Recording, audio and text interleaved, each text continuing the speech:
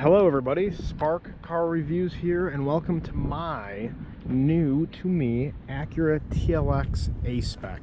And I'm going to go over why I purchased this over a Audi A6 or a BMW 5 Series.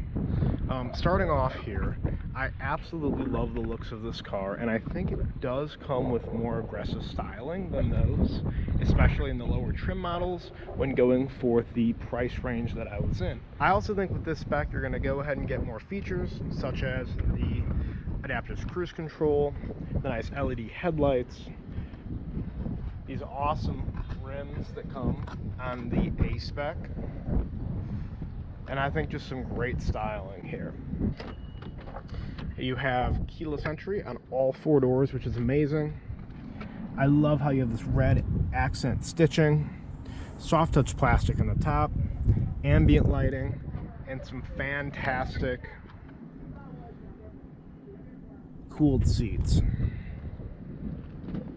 Coming into the back, decent amount of legroom. This is my standard positioning for my seat. I am 5'10", so decent amount of legroom, but luckily I'm not the one doing the sitting here in the back. You get the ELS audio as well, so I believe it is 17 speakers that come as standard in this car.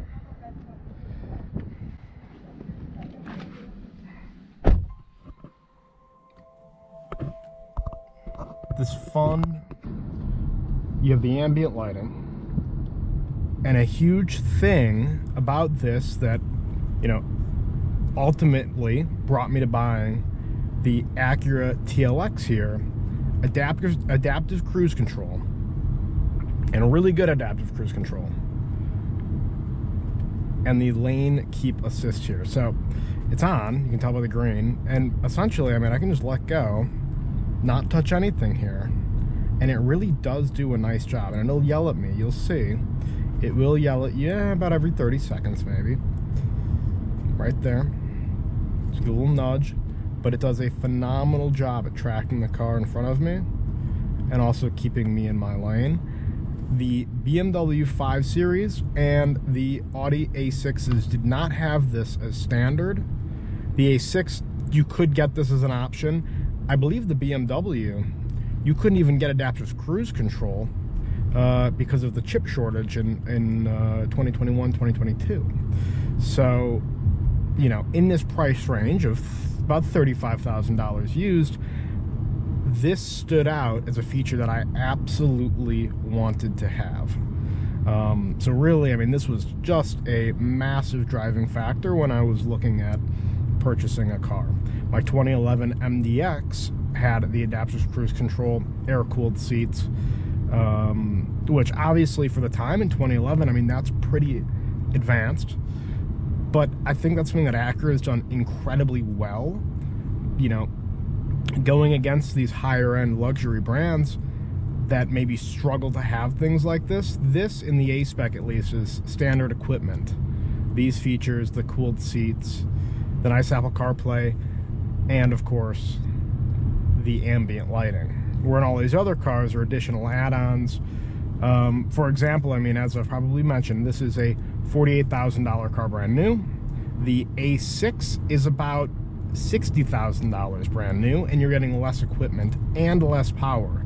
This comes in at about 278 horsepower. The A6 is coming in at, I believe, 260. So you're getting more power out of this car than you are out of the base 4-cylinder that comes in the Audi A6. Of course, if you go to the TLX Type S and the A6 with the 6-cylinder, you're obviously going to get a lot more power, a lot more performance, what have you. But for the base entry level here, I mean, you're really getting a lot for the money.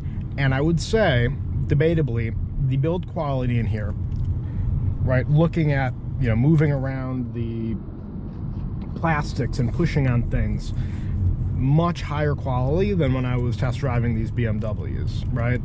And Mercedes, what have you. I mean, you do have soft touch plastic right here with some leather and nice leather stitching. Really nice touch. Then, you know, I was looking at the technology package, which is a step below the A-Spec. I really like having you know, the leather here instead of a soft touch plastic, and the stitching. Really a good feature to have, and it, you know, obviously stood out. One thing I do wish, and obviously many reviewers have spoke about this, I absolutely wish that we had the full screen Apple CarPlay. That would be an incredible touch for this vehicle. And I know in the 2024 versions, they had the bigger screen, so those do have the full screen Apple CarPlay, but I find it hard to believe that they couldn't just send out an update and just extend this and have the full screen Apple CarPlay. Ride quality here, and obviously we're not going around corners, we're just cruising smooth. Ride quality is phenomenal. I mean, I would say it's equally as smooth as the BMWs and the Audis that I did test drive, if not more sporty, but more put together, right? I think the Audi and this are probably on the same level, the BMW slightly below.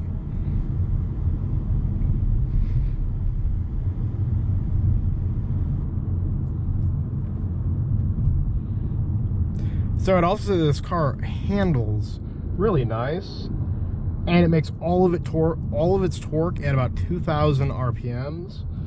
So you can hear its boost come on right at about 2,000, and it just pulls really, really nice. Kind of muted inside. If you roll down the windows, it sounds rather nice. Let's see if we can do this here. Usually there's a cop that sits right here.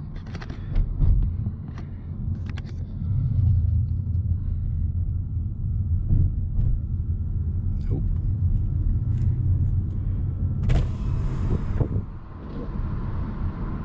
Alright, let's see.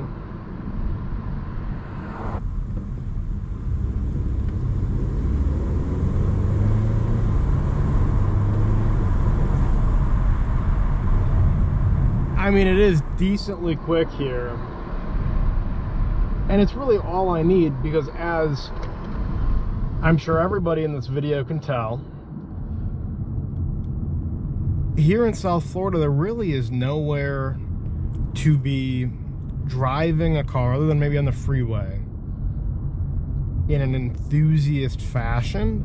And I wouldn't even say that driving cars on the freeway, like you maybe see some people do, is the way an enthusiast drives a car. So, you know, for the next however long I have this car, I think it'll be a good fit once I'm in an area where I have more room to stretch a car's legs. I think I'll probably move on and get something a little bit more aggressive, a little bit faster, you know, probably hopefully sub 5 seconds 0 to 60. But right now, sitting at about a 5.9 for the 0 to 60 is okay, especially because it gives me all of the, essentially all of the creature comforts that I'm looking for in a car. I also think that the styling on the exterior is rather nice, which helps a lot.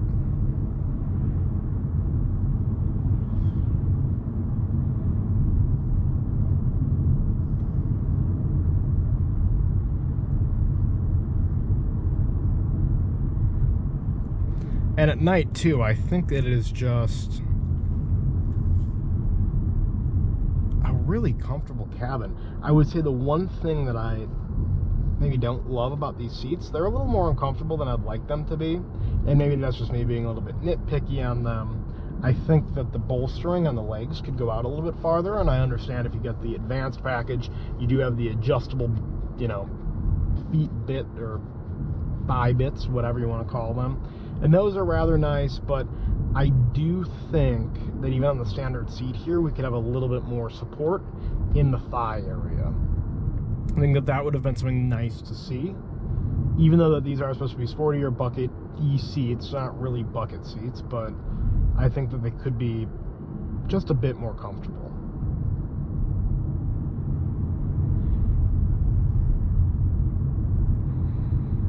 With the Apple CarPlay, you do have standard Apple CarPlay features. You also have adjustable ambient lighting, as I've mentioned, adjustable sport modes as well. Pretty good spot for the cap to hide. this plot of land right here just sold for $110 million, which is a little bit more than I spent on this car.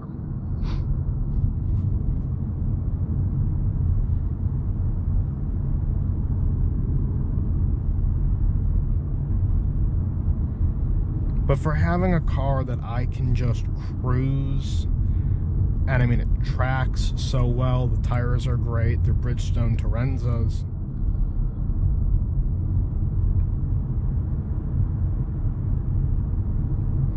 And I guess the elephant in the room here is that the reliability on these are a lot better than the Audis and the BMWs. So, you know, from a reliability standpoint, just pounding miles onto a car, I think that this is, you know, a great place to be in, as well as the depreciation curve.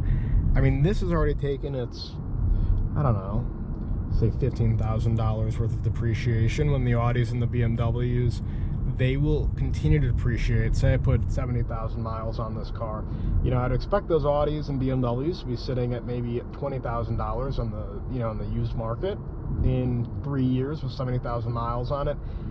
This, I would say, I would hope it would be mid-20s, 25, 26, 27, with 70,000 miles on it in about 3 years.